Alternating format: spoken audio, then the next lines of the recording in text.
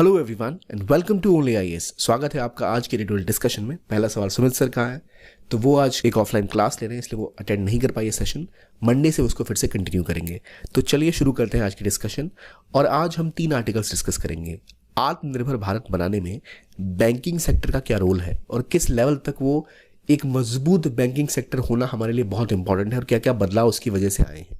Plus हम जानेंगे OTT services यानी ओवर द टॉप सर्विसेज जैसे व्हाट्सएप, टेलीग्राम, इनको रेगुलेट करने की बात की जा रही है, क्यों की जा रही है, क्या कारण है। और तीसरा जो हम समझेंगे वो है क्या है इम्पॉर्टेंट भारत में हायर एजुकेशन को बढ़ाना या उसको मजबूत करना, ताकि हम अपना सस्टेनेबल डेवलपमेंट गोल अचीव कर सकें। सस्टेनेबल डेवलपमेंट गोल हमें अचीव करने हैं अपनी ग्रोथ के लिए, दुनिया के सभी देशों को अचीव करने हैं, तो क्या उसमें हायर एजुकेशन का रोल है, वो कैसे किया जा सकता है, ये तीनों जानेंगे आज के आर्टिकल में। तो पहला आर्टिकल आज हम पढ़ेंगे वो है रेगुलेशन ऑफ OTT के बारे में। सबसे पहला सवाल, व्हाट इज OTT? OTT मतलब ओवर द टॉप सर्विसेज। ये क्या होती है? मान लो आपको आज से 4-5 साल पहले एक कॉल करना था या SMS करना होता था, तो आप क्या करते थे? वोडाफोन या आप जियो या एयरटेल जिसका सिम यूज़ करते थे उससे कॉल करते थे। पहले तो और ज़्यादा टेलीकॉम कंपनियां हुआ करती थी। तो एक चीज़ होती है ट्रेडिशनल, ठीक है, telecom service providers. Telecom service provider जैसे एयरटेल, वोडाफोन, इन्हें कहते हैं टेलीकॉम सर्विस प्रोवाइडर। अब बात यह है, ये कंपनियां आपसे SMS करने का पैसा चार्ज करती थी, आप रिचार्ज कराते थे, फिर फ़ोन करते थे, इनको रेवेन्यू मिलता था उससे। उसके बदले में ये क्या करते थे, पूरे देश भर में इन्होंने एक नेटवर्क का जाल बिछा दिया। अब हर जगह जाते हैं फ़ोन का नेटवर्क आता है।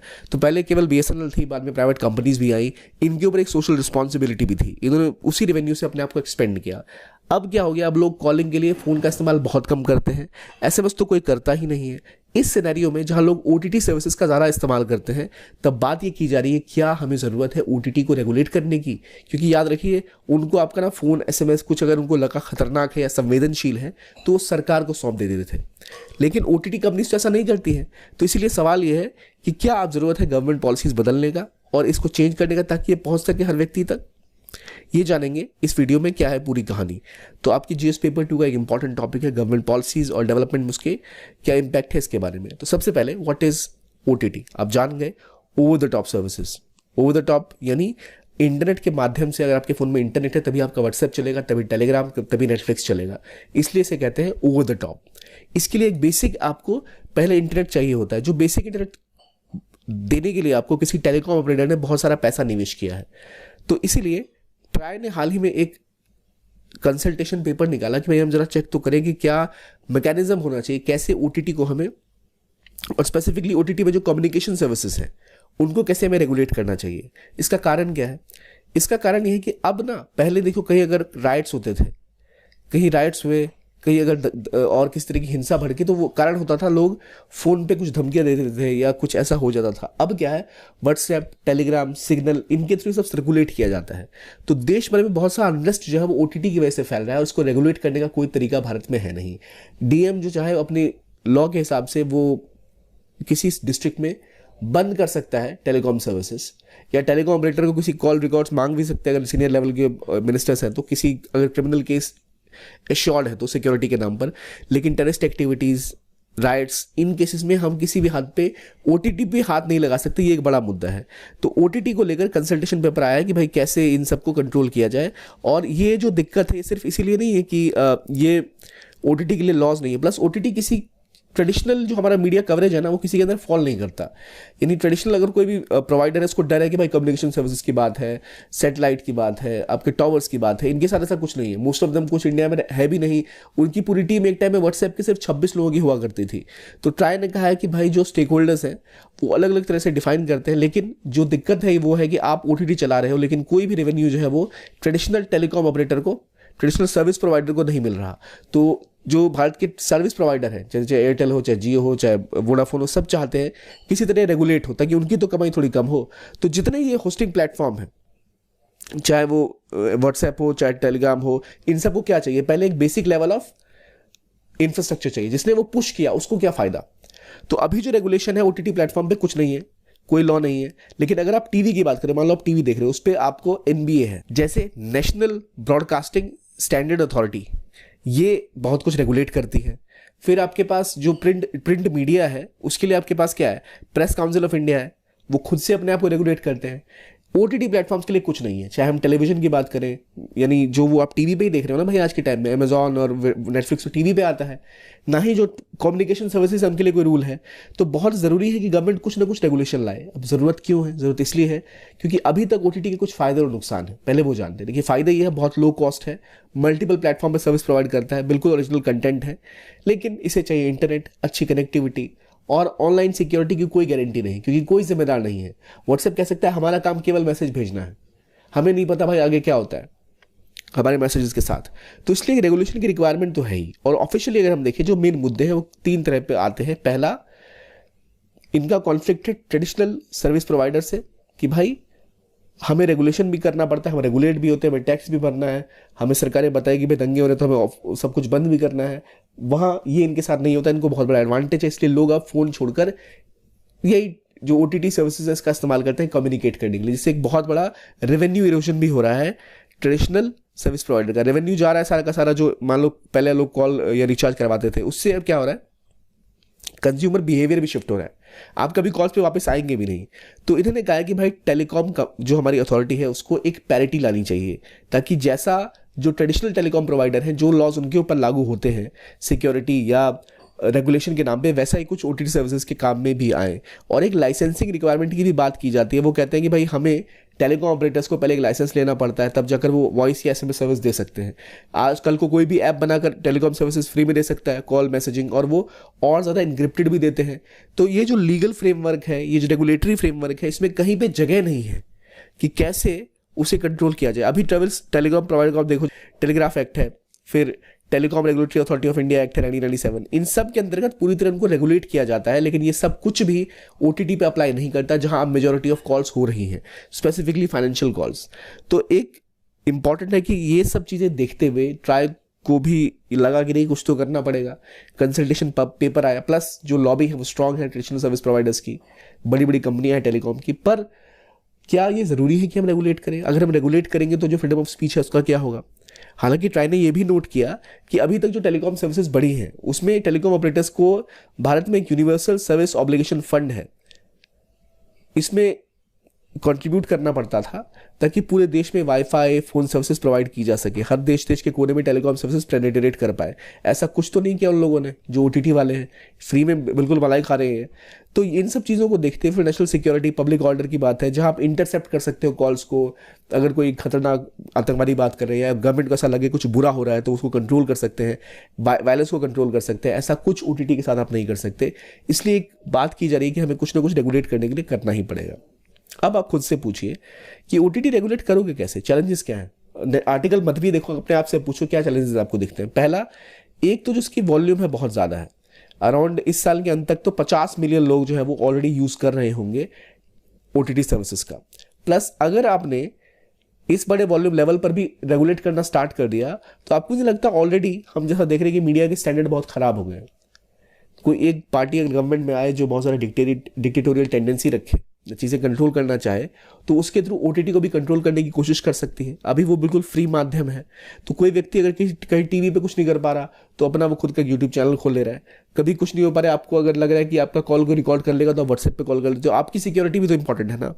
तो freedom of speech, freedom of expression, उसका भी एक मुद्दा आता है कि भाई उसका क्या फिर। तो वो फ्रीडम ऑफ स्पीच और एक्सप्रेशन का भी एक बड़ा पॉइंट है जिसका ध्यान रखना बहुत ज़रूरी है जब हम इस की बात करेंगे, हम इसको रेगुलेट करेंगे। प्लस ट्रेडिशनल मीडिया से बहुत डिफरेंट है ये और ज़रा डाइवर्स है, इंटरनेशनल है। अब मान के चलो आप क्या क्या रेगुलेट करोगे? आप मान लो व्हाट्सएप, टेलीग्राम, जूम, इन सबको रेगुलेट कर दोगे। लोग ट्विटर के थ्रू कॉल कर लेंगे, कल को एक्स जिसे हम कहते हैं वहाँ पर ऐसी सुविधा आ रही है। ऐसी हज़ारों ऐप्स, आप कितने रेगुलेट करोगे, किस लेवल तक कर पाओगे?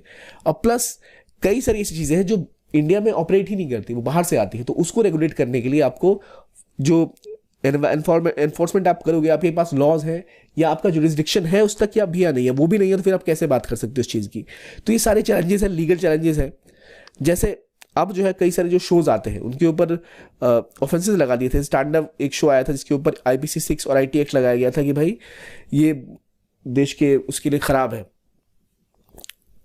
एकता अखंडता के लिए। अब मुद्दा यह है कि अगर ऐसा आप कुछ बोल रहे हो तो क्या आप इंटरनेशनल मूवीज पर भी अप्लाई करोगे तो कैसे करोगे? अगर हो सकता है OTT जो टीवी पे देख रहा है या हॉल में जाके देख रहा है, उसको क्या करता है, सेंसर बोर्ड चेक करता है रेगुलेट करता है कि वो एडल्ट है या यूनिवर्सल है, क्या उसको रेटिंग दी जाती है। ऐसा ऑनलाइन नहीं है।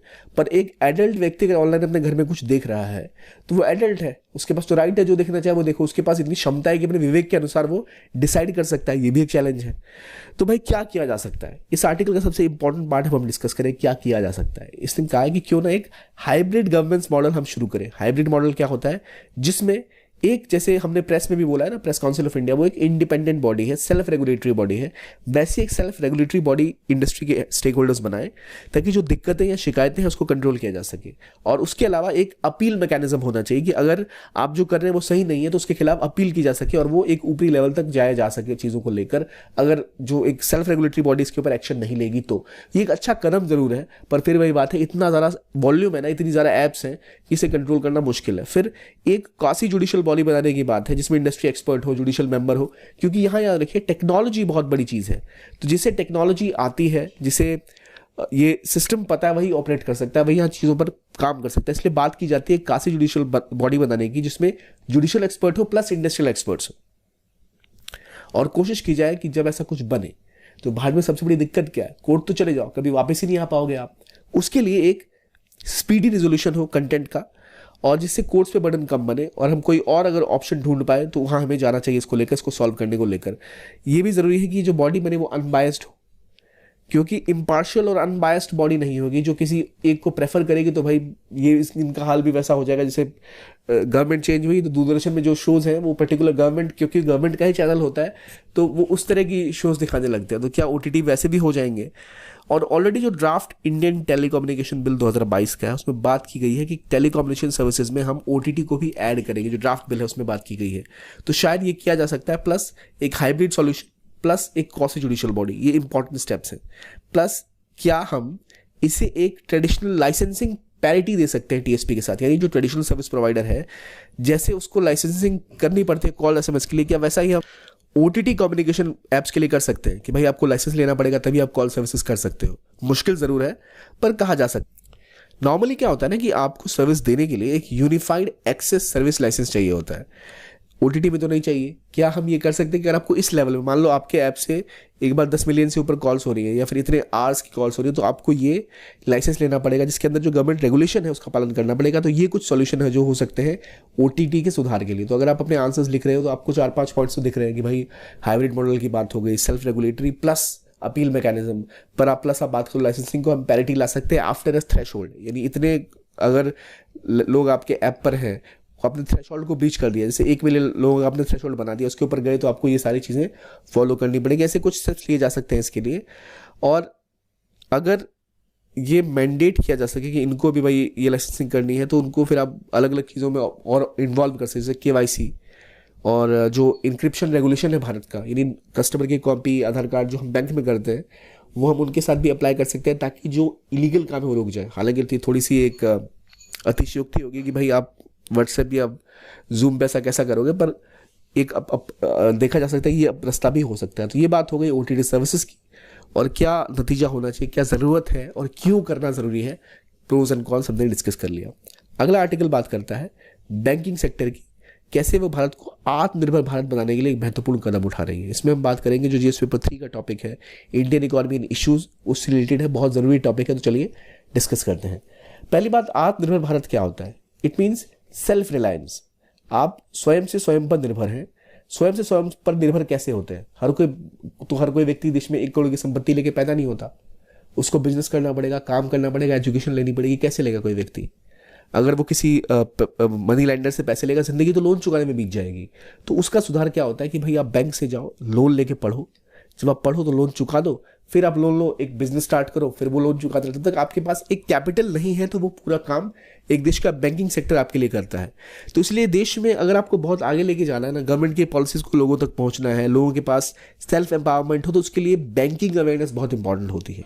तो आज जो इंडिया का गवर्नेंस स्ट्रक्चर बदल रहा है, जो हम अलग अलग पब्लिक गुड्स बना रहे हैं और ज़्यादा हमारा एंटरप्रेन्योरशिप बढ़ रहा है, make for India, made in India हम बात करते हैं, वो हो रहा है, उसके लिए बैंकिंग सेक्टर का बहुत बड़ा रोल है। फाइनेंशियल सेक्टर को रिवॉर्म होना बहुत ज़रूरी है। और ये हमारी जो जर्नी है ट्रांसफॉर्मेशन की, जहां हम इंपोर्ट बेस्ड इकोनॉमी है वहां से हम एक्सपोर्ट बेस्ड इकोनॉमी बनेंगे, निर्यात से ज़्यादा आयात से ज़्यादा निर्यात करेंगे, वहां पर बहुत बड़ा रोल है बैंकिंग सेक्टर का। पिछले 75 सालों में ग्रो हुए चीज़ें आपको दिख रहा है, रिफॉर्म्स भी आए हैं, जो एक ऐसा लैंडस्केप आया है जहां पर सिर्फ बैंक ही नहीं है, हमारे पास नॉन बैंकिंग फाइनेंशियल इंस्टीट्यूशंस भी हैं, फिनटेक इकोसिस्टम है। फिनटेक मतलब आज आपके पास पेटीएम हो गया या गूगल पे हो गया, ऐसी सर्विस सुविधाएं भी हैं। जो आपकी इंश्योरेंस सर्विसेज है वो भी आपकी ऑनलाइन है। तो कई चीज़ें ऑनलाइन हो गई, डिजिटाइज हो गई हैं। तो जो पहले के मुद्दे हुआ करते थे, एनपीए का इशू हुआ करता था, पहले इतने लाख करोड़ का एनपीए है, वहाँ बैंकों ने सुधार किया है कई चीज़ों के मामले में। हमने अपनी ग्रोथ बढ़ाई है, चाहे वो कैपिटल की बात हो, चाहे फाइनेंशियल स्टेबिलिटी की बात हो। अब इन्वेस्टमेंट थोड़ी और कंट्रोल करने के लिए और थोड़ा और मॉडर्नाइज करने के लिए हम ब्रिक एंड मॉर्टर से आगे बढ़ गए। ब्रिक एंड मॉर्टर मतलब एक बैंक का मतलब होता था बैंक में जाओ, वहाँ 2 कैशियर है, 4 लोग बैठे हैं, फॉर्म भरो, आपका अकाउंट खुलेगा, पैसे डालो, पैसे निकालो। वो अब कोई नहीं जाता बैंक, सब डिजिटल हो गया, एडवांस टेक्नोलॉजी आ गई है, बैंकिंग एप्स हो गया, यूपीआई हो गया। आपका केवाईसी भी करवाना है, अगर केवाईसी मतलब होता है know your customer, know your consumer. आपको अगर अपने आप को वो भी कराना है कि भाई मैं जो व्यक्ति हूँ वही व्यक्ति हूँ अकाउंट खुलवाने के लिए, तो वो भी ऑनलाइन होता है आधार के माध्यम से और ऑनलाइन वीडियो के माध्यम से। तो डिजिटल पेमेंट सिस्टम बिल्कुल ही ट्रांसफॉर्म हो गया। तो जो उसमें हैजल्स थे पहले, जो उसमें बॉटलनेक्स थे, बिल्कुल खत्म हो चुके हैं। अब जो है बैंकिंग सेक्टर भी ट्रेडिशनल जो ब्रिक एंड मॉर्टर मैंने बोला वहां से निकलकर अब एक नॉलेज ओरिएंटेड फ्रेमवर्क में जा रहा है, जहां वो जितनी भी टेक्नोलॉजीज हैं, चाहे एआई हो, चाहे इंटरनेट ऑफ थिंग्स हो, उसका सहारा ले रहा है और अपने आप को एडवांस बनाने में, जिससे हम और इंटेलिजेंट ऑपरेशनल अप्रोचेज ला पाए, जिससे और खर्चे कम हो, जो बॉटलनेक्स है यानी जो बीच में व्यवधान है वो खत्म हो जाए, और जो कस्टमर चाहता है उसके हिसाब से। मान लो एक व्यक्ति मुंबई में रहता है और 1 करोड़ रुपए साल के कमाता है, उसकी रिक्वायरमेंट, और एक स्टूडेंट है या एक किसान है, तीनों की रिक्वायरमेंट अलग अलग होगी। तो यहाँ आप एआई का इस्तेमाल करके इसको कस्टमाइज कर सकते हो कि भाई चलो, एक अगर किसान है तो इसको कुछ टाइम के लिए लोन चाहिए होगा, या इसकी बेसिक सुविधाएं होंगी उसको वो चाहिए होगा। कॉर्पोरेट वाला अगर है तो उसको हाईटेक सर्विसेज चाहिए होंगी, तो आप उसको वो दे दो। स्टूडेंट है तो भाई इसको एक अकाउंट चाहिए, उसको पैसा देना पड़ जाए, छोटा मोटा पैसा रखने के लिए। तो ये कस्टमाइज्ड और इंडिविजुअल्स कस्टमर प्रेफरेंसेस के हिसाब से अब बैंकिंग हो रही है, जो एआई और टेक्नोलॉजी का सहारा लेके की जा रही है। कस्टमर का बिहेवियर आपको पता लग रहा है, उनकी क्या फाइनेंशियल नीड है। मान लो एक स्टूडेंट है, आपको पता है कि अभी इसने मेडिकल कोई इंश्योरेंस नहीं ले रखी, आपको पता है कि हो सकता है कल को इसको जरूरत पड़े, कोई जॉब में नया नया गया, तो आप उसको ऑफर कर सकते हो कि भाई क्यों ना आप एक एफडी ले लो, या फिर आप कोई एसआईपी करवा लो। इस तरह की कई चीज़ें हैं। आप इंश्योरेंस कवर आपके पास नहीं, आप वो ले लो, क्योंकि अब तो आधार और सब कुछ लिंक हो चुका है। तो ये एक अंडरस्टैंडिंग कस्टमर्स की, उनके बिहेवियर की, अपने सर्विसेज की, ये सब एआई के थ्रू वो कर सकते हैं। तो एआई एक इंपॉर्टेंट टूल बन चुका है, कैसे बैंक आज के समय में और एजाइल रह पाए। नहीं तो सारी क्या है ना, टेक कंपनीज जो है, फिनटेक जैसे फोन पे हो गई, ये सारी कंपनीज क्या आएंगी, इन सबको खा जाएगी। तो बैंकों को भी एजाइल रहने की जरूरत है, वही वो करने की भी कोशिश कर रहे हैं। तो चैलेंजेस क्या है? चैलेंजेस ये सबसे बड़ी बात कि रेगुलेटरी ब्लाइंड स्पॉट कई सारे हो गए। पहले क्या था कि सारा कुछ कागज में होता था, बैंक गए, बैंक गए, सीसीटीवी कैमरा लगा है। अब क्या है, घर से बैठे बैठे कोई पूरा अकाउंट हैक कर सकता है। क्यों? साइबर अटैक के द्वारा। तो वल्नरेबिलिटी भी बढ़ गई है बहुत ज़्यादा। वल्नरेबिलिटी और बढ़ी है कि आपके पास कई सारे एवेन्यूज़ हैं जिसको लेकर अभी नियम ही नहीं बने हैं। ठीक है, जैसे हमने देखा डिजिटल लैंडिंग के केस में कई सारे ऐसे ऐप थे जो लोगों को 5,000 रुपये, आप ऐप खोलो आपको उधार में दे देगा और बदले में आपके फ़ोन का एक्सेस ले लेगा, और अगर आपने पैसे नहीं दिए तो आपके सारे प्राइवेट फोटोज़, मैसेज वो दुनिया भर में लीक करने लगते थे, उससे एक्सटॉर्ट करने लगते थे। पैसे देने के बाद भी एक्सटॉर्ट करते थे, और जो चार्जेस थे वो 36-40% ऐसा इंटरेस्ट चार्ज करने लगते थे। तो ऐसे ऐप्स कई सारे बढ़ गए थे। क्यों हो रहा था ये? क्योंकि भाई पता ही नहीं था ऐसा कुछ आ सकता है पहले डिजिटल लैंडर्स के रूप में। तो ये एक समस्या है। प्लस जो कई सारे लैंडिंग एप्लीकेशंस हैं, जैसे क्रिप्टो करेंसीज आ गई, वो हमें पता भी नहीं था ऐसा भी कुछ आ सकता है। साइबर अटैक्स वहाँ ज़्यादा हो रहे हैं। तो इसलिए बहुत इंपॉर्टेंट है कि हम इन सब के ऊपर काम करें। हमारी टेक्नोलॉजी केपेबल होना चाहिए, हमारी जिसे कहते हैं ना, हम फायर प्रूफ होने चाहिए। प्लस हमें जैसा हमारा एक्सपेंड हो रहा है नेटवर्क, हमें वैसे ही उसको इंफ्रास्ट्रक्चर भी डेवलप करने की ज़रूरत है। एटीएम्स हो गए, मोबाइल बैंकिंग हो गए, साइबर सिक्योरिटी बढ़ेगी, रिस्क उसका, तो उसके लिए और लोग होने चाहिए। आपको जो क्लाइमेट चेंज आ रहा है वहाँ पर सुधार की आवश्यकता है। तो कैसे सुधार होगा? सुधार ऐसे होगा कि मान लो कोई व्यक्ति लोन लेने गया कि भाई मैं एक बस खरीदूंगा, और वो अगर डीजल वाली बस खरीदे तो उसको लोन मिले 10% पे, और ई व्हीकल लेने में लोन मिले 4% पे, तो व्यक्ति अब ऑब्वियसली ई व्हीकल लेगा। आप कोई फैक्ट्री खोलना चाहते हो, अगर आप ऐसा बोलो आप ग्रीन सेक्टर में फैक्ट्री खोलोगे तो आपको और सस्ते में लोन मिलेगा, आपके लिए बेहतर रहेगा वो। तो यही अप्रोच होनी चाहिए बैंकों की कि वो क्लाइमेट चेंज की ओर पुश करने में बड़ा रोल निभा सकते हैं। ह्यूमन रिसोर्स का अब गैप हो गया। पहले जो बैंक कर्मचारी हुआ करते थे, अब जिसकी रिक्वायरमेंट है जो डिजिटली अवेयर हो, कंप्यूटर से अवेयर हो, इसलिए हम देख रहे हैं कि जो पब्लिक सेक्टर बैंक है उसके मुकाबले प्राइवेट सेक्टर बैंक का सुधार ज़्यादा हो रहा है, वो ज़्यादा जल्दी रीच कर रहे हैं। एचडीएफसी हो, आईसीआईसीआई हो, एसबीआई को छोड़ के बाकी सारे सरकारी बैंक थोड़े से कमज़ोर पड़ने से रिक्वायरमेंट है एम्प्लॉयज़ को अपस्किल करने की, रीस्किल करने की, उनको फ्लेक्सिबिलिटी, एजिलिटी प्रोवाइड करने की, कैसे टेक्नोलॉजीज बदल रही है उसके हिसाब से उन्हें कैसे बदलना है, रिसर्च में इन्वेस्टमेंट करने की कि भाई क्या तरीका है जिससे वो और ज़्यादा पर्सनलाइज सर्विस दे पाए, इसे कहते हैं हाइपर पर्सनलाइजेशन, रिक्वायरमेंट के हिसाब से, जिससे बैंक को भी खर्चे कम और व्यक्ति जो चाहता है एग्जैक्टली उसको वो मिल पाए। तो ये ऑब्लिगेशन आएगी डिजिटल बैंकिंग के साथ, तो वो पूरा करना भी बैंकों की जिम्मेदारी है। उनको फिनटेक फर्म्स के साथ लड़ना है, टेक्नोलॉजी फर्म्स के साथ लड़ना है, तो उसको लड़ने का सिंपल तरीका ये है कि अपना जो वो चीज़ें उसको अजाइल बनाए, यानी मूव हो सके समय के साथ। जैसे क्रिकेट में फास्ट बॉलर आता है तो लोग रिवर्स स्कूप, ठीक है, और बिल्कुल उल्टे पुल्टे शॉट 360 डिग्री पे मारते हैं घूम घूम के, क्योंकि जब टाइम ऐसा आ गया वैसे शॉट्स मारते हो, पहले सिर्फ वी में खेला करते थे। तो अब वही रिक्वायरमेंट बैंकों के पास है कि उन्हें कस्टमर इश्यूज को ध्यान में रखते हुए अपने सिस्टम्स को बदलना पड़ेगा, सिक्योरिटी मेजर्स और रेगुलेटरी फ्रेमवर्क में बदलाव करने पड़ेंगे, डीकार्बनाइजेशन इनिशिएटिव, जिसमें मैंने बोला अगर आपको क्लाइमेट चेंज से लड़ना है तो उसके लिए वो एक जो कोशिश ये करनी चाहिए कि हम बेहतर से बेहतर कैपेबिलिटी बिल्ड कर पाएँ, जो वर्कर्स हैं वो बेहतर स्किल्ड हो, उन टैलेंट को हम बुला सकें, उनको रिटेन कर पाएँ, और फाइनली रिसर्च और इनोवेटिव अप्रोचेस में पैसा लगाना ताकि और बेहतर डिलीवरी हो पाए, गवर्नेंस और सुधर पाए, और भारत का जो आत्मनिर्भर भारत बनने का सपना है वो पूरा हो सके। ये तभी ज़रूरी है जब बैंक अपने आप में सुधार करेंगे। इस आर्टिकल का प्राइमरी मोटिव आपको देखना है, आप खुद ऐसे स्टूडेंट, खुद ऐसे बैंक कस्टमर देखो कि क्या होगा अगर आपको ये सुविधाएं मिले तो कैसा आपको बेहतर महसूस होगा। तो ये उसके ऊपर था आर्टिकल। अगला आर्टिकल बात करता है एसडीजी के बारे में, सस्टेनेबल डेवलपमेंट गोल, और हायर एजुकेशन के बारे में, कैसे हायर एजुकेशन का बुरा हाल हो रखा है और कैसे एसडीजी अचीव करना हमारे लिए बड़ा इंपॉर्टेंट है। एसडीजी मतलब सस्टेनेबल डेवलपमेंट गोल, उसमें हमारे पास 17 गोल्स थे और अराउंड 169 टारगेट्स थे। 17 गोल में देखो एक तो पॉवर्टी आ गया, हंगर आ गया, उसमें फिर आपका क्वालिटी एजुकेशन 4 नंबर पे आता है गोल्स में। तो ये दुनिया भर के देशों पे ये जिम्मेदारी थी कि इनको अचीव करें ताकि समय के साथ सभी देश आगे बढ़ पाए।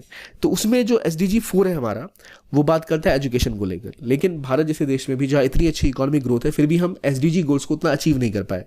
क्यों नहीं कर पाए? क्योंकि भाई पहले कोविड आ गया, कोविड के बाद रशिया यूक्रेन युद्ध आ गया, कभी ईरान के ऊपर सैंक्शन लग गया, हमारे लिए तेल महंगा हो गया, हमें खाना मिलना मुश्किल हो गया जो आसानी से जो मिलता था सस्ती रेट्स पे।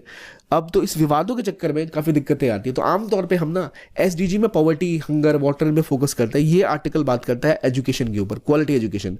तो SDG 4 ये कहता है ensure inclusive equitable quality education and promote life long learning opportunities for all. यानी आपको एक इंक्लूसिव और इक्विटेबल, जो सब में सम्यक हो और समानांतर हो, इस तरह की शिक्षा सबको देनी है। ये कैसे दे पाओगे आप? ये तभी दे पाओगे जब सबके पास इक्वल अपॉर्चुनिटीज़ हो। तो इसलिए बड़ा इंपॉर्टेंट है कि भारत भी अपने क्वालिटी एजुकेशन में फोकस करे, जो अभी तक कुछ हद तक पिछड़ता दिख रहा है। देखिए कोविड में स्कूल बंद रहे, कई स्टूडेंट्स को कॉग्निटिव एबिलिटी ही नहीं बढ़ पाया कि स्कूल नहीं जाता। कोई बच्चा जो स्कूल जाता है दोनों में धरती आसमान का फर्क होता है। कई बच्चे 2 साल से स्कूल ही नहीं गए थे। तो एक तो पहले जो उनको न्यूट्रिशन भी मिलता था गाँव के स्कूलों में, आपको मिड डे मील के तहत वो भी नहीं मिल पा रहा है। पोषण भारत अभियान जिसे हम अब कह सकते हैं। प्लस जो उनकी कॉग्निटिव एबिलिटी थी वो हिट हुई है। अब जो नई एजुकेशन पॉलिसी आई है उसने इन सब का ध्यान रखते हुए आगे एजुकेशन में, higher education, primary education, lower education, सबके ऊपर फोकस किया। तो ये जो है भारत की जो नई एजुकेशन पॉलिसी है, बिल्कुल ये सस्टेनेबल डेवलपमेंट गोल को ध्यान में रखते हुए ही बनाई गई है। चाहे हायर एजुकेशन हो, चाहे सोशल मोबिलिटी हो, चाहे जो अलग अलग सेक्टर के लोग हो जिनकी क्रिएटिविटी ट्रेडिशनल एजुकेशन सेक्टर से अलग हटकर किसी और सेक्टर में हो, उस पर फोकस करना, क्रिटिकल थिंकिंग पे फोकस करना, और सिर्फ यही नहीं, उनको स्किल प्रोवाइड करना ताकि उनको रोजगार मिल सके। इन सब पे फोकस किया है भारत की नई जो एजुकेशन पॉलिसी है उसने। दिक्कत क्या है? देखो OECD, organisation for economic cooperation and development, जो एक ग्रुप है, इसने बोला था कि जिन लोगों के पास हायर एजुकेशन की डिग्री रहती है वो और ज़्यादा एम्प्लॉयबल होते हैं। वो 54% एवरेज ज़्यादा कमाते हैं जो व्यक्ति के पास सीनियर सेकेंडरी एजुकेशन है। मतलब 12th क्लास पास और कोई PhD मास्टर्स किया हुआ स्टूडेंट है, तो दोनों में बहुत अंतर होता है। नेचुरल सी कॉमन सेंस की बात है। प्लस ये क्यों है? क्योंकि ऑब्वियसली आप ज़्यादा एजुकेटेड है, ज़्यादा क्वालिफाइड है। क्वालिफिकेशन आएगी कैसे? जब अपॉर्चुनिटी होगी। अपॉर्चुनिटी मिलेगी कैसे? जब यूनिवर्सिटी होगी। यूनिवर्सिटी होगी तो वो अगर अच्छा एजुकेशन देंगे तो जो उसमें पढ़ने वाले लोग हैं उनके पास रोजगार होगा। बेहतर रोजगार होगा तो बेहतर पैसे होंगे। रोजगार आया तो आपका जो पहला SDG है पॉवर्टी, उससे आप बाहर निकल पाओगे। ठीक है, इतना ही नहीं, अगर आपको रोजगार मिला तो हंगर तो रहेगा नहीं, क्योंकि आपको खाना भी मिल पाएगा। अगर आप अच्छी जगह कमा के, अच्छा खा के, अच्छा कमा रहे हो तो आप समझदार भी होगे, तो जेंडर के साथ जो दुष्प्रभाव है वो भी कम होगा। देखा जाता है जहाँ एजुकेशन ज़्यादा होता है वहाँ जेंडर इक्वालिटी बेहतर होती है। प्लस आपकी इकोनॉमिक ग्रोथ अच्छी होगी और समाज में इनइक्वालिटी भी कम होगी। तो SDG 4 का संबंध SDG 1, 2, 3, 5, 8, 10 सबके साथ है। तो बाकी सारे जो आपके गोल्स अगर अचीव करना है उसमें बहुत महत्वपूर्ण है कि आप एजुकेशन में फोकस करो। एजुकेशन होगा तो बाकी सब चीज़ें अपने आप होती चली जाएंगी। तो इसलिए बहुत इंपॉर्टेंट है कि यूनिवर्सिटी को इंक्लूसिव बनाया जाए एजुकेशन को। हायर एजुकेशन में भी सभी वर्ग के लोगों को और हर क्लास के लोगों को एक एंट्री मिले, और इसीलिए बहुत इंपॉर्टेंट है कि वो अपने एजुकेशन में सुधार करें। प्लस जो यूनिवर्सिटी में एंटर कर गया उस स्टूडेंट के पास भी तो एक ऐसा सुविधाजनक नेटवर्क होना चाहिए जिसके थ्रू वो सीख सके, रिसर्च टीचिंग हो सके यूनिवर्सिटी में, ताकि जो रिसर्च हो रहा है उसका फायदा स्टूडेंट्स को मिले और फिर वो जाके उससे काम मांगे तो वो काम दे पाए। केवल आपने किताबें पढ़ ली इससे काम नहीं चलता। तो इसीलिए बहुत इंपॉर्टेंट है कि multi disciplinary interdisciplinary system develop हो। क्यों रिक्वायरमेंट है भाई? देखो, अगर अमेरिका में आप जाओ ना तो जो साइकोलॉजी डिपार्टमेंट है वो फिजिक्स डिपार्टमेंट के साथ मिलकर काम करेगा, प्रोजेक्ट रन करेगा। इकोनॉमिक डिपार्टमेंट के साथ मिलकर काम रन करेगा कि भाई इकोनॉमिक, जैसे कोई इकोनॉमी पढ़ रहा है, इकोनॉमिक्स पढ़ रहा है, तो उसको देखना है कि भाई कितने पैसे कमाने के बाद इंसान मतलब एक मोटरसाइकिल से कार पे चला जाता है। उसको रिसर्च चाहिए किन कारणों से कोई व्यक्ति जो है आईफोन खरीद रहा है, एंड्रॉइड नहीं खरीद रहा, क्यों कोई इतना महंगा चीज़ खरीद रहा है जब जरूरत नहीं खरीदने की। तो उसके लिए वो साइकोलॉजी डिपार्टमेंट के साथ मिलकर रिसर्च करेंगे कि भाई इंसान की साइकोलॉजी भी हम पढ़े और फाइनेंशियल डिसीजन पे उसका क्या प्रभाव पड़ता है, ये देखने के लिए दोनों लेवल के एक्सपर्ट मिल गए हैं। तो अब बस दोनों अपॉर्चुनिटीज है दोनों एरियाज में काम करने की। ऐसी इंटरडिसिप्लिनरी अप्रोच इंडिया में मिसिंग है। ये मल्टी डिसिप्लिनरी इंटरडिसिप्लिनरी सिस्टम हमें डेवलप करने की ज़रूरत है, ताकि जो मल्टी टैलेंटेड लोग हैं वो रिसर्च को परसू कर पाएँ और इनोवेटिव सॉल्यूशन निकाल पाएँ अलग अलग चीज़ों का, ना सिर्फ उनके पर्सनल ग्रोथ के लिए बल्कि जो हमारी और समस्याएं हैं। देखिए, अगर अच्छी हायर एजुकेशन होगी, अच्छा रिसर्च होगा जो मल्टी डिसिप्लिनरी है, जो ध्यान रख रहा है जो समाज है उसमें क्या बात है, केवल थ्योरी की बात नहीं कर रहा, तो आपको जो समस्याएं क्या अभी आपके पास क्लीननेस नहीं है SDG 7, आपकी सिटी सस्टेनेबल नहीं है SDG 11, क्लाइमेट चेंज SDG 13, इनकी जो समस्याएं हैं इनका सोल्यूशन कैसे होगा? आपको नए लेवल की टेक्नोलॉजी बिल्ड करनी है, वो तभी हो पाएगी जब आप इन चीज़ों को फॉलो करोगे, इनके इम्पैक्ट को फॉलो करोगे। यही वो तरीका जिसके थ्रू आप इन चीज़ों को पुश कर सकते हो। तो इकलौता तरीका यह है कि अगर हम जिस तरह से चीज़ों को बना रहे हैं वो बनाया जो रहे हैं उसको कैसे बदलेंगे? जब तभी बदलेंगे जब हम बेहतर एजुकेशन होगी, हमारे पास बेहतर रिसर्च होगा। रिसर्च के लिए हायर एजुकेशन में फंडिंग चाहिए, तभी जाकर आप SDG 12 हो या 9 हो, जहाँ इंफ्रास्ट्रक्चर की बात करते हो बदल पाओगे। तभी जाकर आप लाइफ ऑन लैंड जो SDG 15 है, वैल्यू बेस्ड एजुकेशन लाओगे, तभी जाकर वो भी हो पाएगा। लोगों के पास वैल्यूज होंगी, सिस्टम्स होंगे, वो समझ पाएंगे चीज़ों को और तभी जाकर चीज़ें बेहतर हो पाएंगी। तो एक इंटरकनेक्टिवनेस है इन चीज़ों को लेकर। तो कई सुझाव दिए गए हैं कि न्यू एजुकेशन पॉलिसी को ये ध्यान रखना चाहिए कि जो डे टू डे ऑपरेशंस हैं वो कैसे कर रहे हैं, उनका क्या क्या काम हो रहा है और क्या SDG गोल्स में उनका सुधार हो पा रहा है, यानी क्या बदलाव SDG में हो पा रहा है। यूनिवर्सिटीज़ की रैंकिंग होनी चाहिए कि जो SDG की डेडलाइन है उसको मिलने में वो कितना समय ले रहे हैं, क्या उनका रोल है, क्या कंट्रीब्यूशन है, और अगर जो SDG हमारा अचीव करना है उसमें क्या उनका कंट्रीब्यूशन है, उसके हिसाब से हम उनको इंसेंटिवाइज कर सकते हैं, उनको वैसी फंडिंग दे सकते हैं। स्टेक होल्डर्स जो हायर एजुकेशन के हैं उनको और एजुकेटेड बनाना पड़ेगा, ताकि कोई भी हम SDG जो हमारा टारगेट है पीछे ना छूटे। भारत में अभी जो 56,205 56,205 हायर एजुकेशन यूनिवर्सिटीज़ और इंस्टीट्यूशंस हैं, इनको साथ मिलकर काम करना पड़ेगा, तभी हम चीज़ें सुधार पाएंगे। यूनिवर्सिटीज़ को एजुकेशन, इनोवेशन, कल्चर तीनों में बड़ा रोल निभाना है। Community health, energy saving measures, efficient resource allocation, waste reduction, development of local skills. आमतौर पे आप देखोगे इन सब चीज़ों के लिए गवर्नमेंट की स्कीम्स होती हैं कि गवर्नमेंट ने निकाली स्कीम की भाई स्वच्छ भारत अभियान है, हमें वेस्ट घटाना है, हमें ना जो हमारे घर से कचरा है हम उसको 2 हिस्सों में अलग अलग करें ताकि अच्छे से रिसाइकल हो पाए। लेकिन अगर कोई खुद से शिक्षित है तो उसे ऑलरेडी पता है कि क्या अच्छा नहीं है, क्या बुरा है। तो ये सब जो है ना, community health, energy saving measures, अगर कोई स्मार्ट आदमी है तो कभी अपना फ्रिज खुला नहीं छोड़ेगा, कभी घर के बल्ब जले हुए नहीं छोड़ेगा, कभी वेस्ट बाहर नहीं जबरदस्ती का पैदा करेगा, वो कभी ऐसा काम नहीं करेंगे या करेगी जो फैसिलिटीज़ है उसका दुरुपयोग किया जाए। तो ये सब कल्चर यूनिवर्सिटी में इनकलकेट हो सकता है, ये सब बिहेवियरल चेंज, ये सब मेंटल चेंजेस पुश किए जा सकते हैं अगर यूनिवर्सिटीज़ अपने आप को ढंग से रेनोवेट करें, चेंज करें। वही रिक्वायरमेंट है आज के टाइम में, तभी जाकर हम बेहतर लेवल पे पहुंच पाएंगे, तभी जाकर हमारे SDG टारगेट ही नहीं, हमारे देश की ग्रोथ की जो हम बात करते हैं वो अचीव हम कर पाएंगे। तो हमें सस्टेनेबिलिटी को यूज़ करते हुए SDG को अपने एजुकेशन इंस्टीट्यूशनल स्ट्रैटेजी में ऐड करना चाहिए। अभी यूनिवर्सिटीज SDG को ज़्यादा देखती नहीं है, रिक्वायरमेंट है कि वो भी SDG को देखें कि उनका क्या रोल है, वो कैसे इसमें हिस्सेदारी दे सकते हैं। और केवल आइसोलेशन में भी नहीं, सोशियो इकोनॉमिक डेवलपमेंट क्या हो रही है, एजुकेशन क्या उसमें रोल निभा रहा है, सोशियो इकोनॉमिक प्लस एजुकेशन, इनका जो आपस में संबंध है ना, ये भी हमें स्टडी करना चाहिए। और हमारी यूनिवर्सिटीज़ में सिस्टम होना चाहिए जिनसे पता लगे अच्छा क्या कदम उठाए जा रहे हैं, क्या एक्शंस किए जा रहे हैं, तब जाकर हम बेहतर रिजल्ट पे पहुंच सकते हैं। तो हर सिटीजन को फील होना चाहिए यूनिवर्सिटी डायरेक्ट उनके वेलबींग और नेशन बिल्डिंग प्रोग्राम में एक रोल निभा रही है, केवल किताबें पढ़ने का काम वो नहीं कर रहे हैं। ये बातें थी एसडीजी की, हायर एजुकेशन की, कैसे इंपैक्ट करता है हमारे सस्टेनेबल डेवलपमेंट गोल को और कैसे जो हमारे एसडीजीज हैं वो जुड़े हुए हैं एजुकेशन के साथ। तो आपके लिए बहुत इंपॉर्टेंट है जो आर्टिकल ये तीनों थे जहां आपको डिस्कस करना था अलग अलग चीज़ों को, इकोनॉमी, एनवायरमेंट और प्लस हमने जाना टेक्नोलॉजी के बारे में। आई होप आपको डिस्कशन अच्छी लगी हो। देखने के लिए बहुत बहुत धन्यवाद and keep on watching only IAS.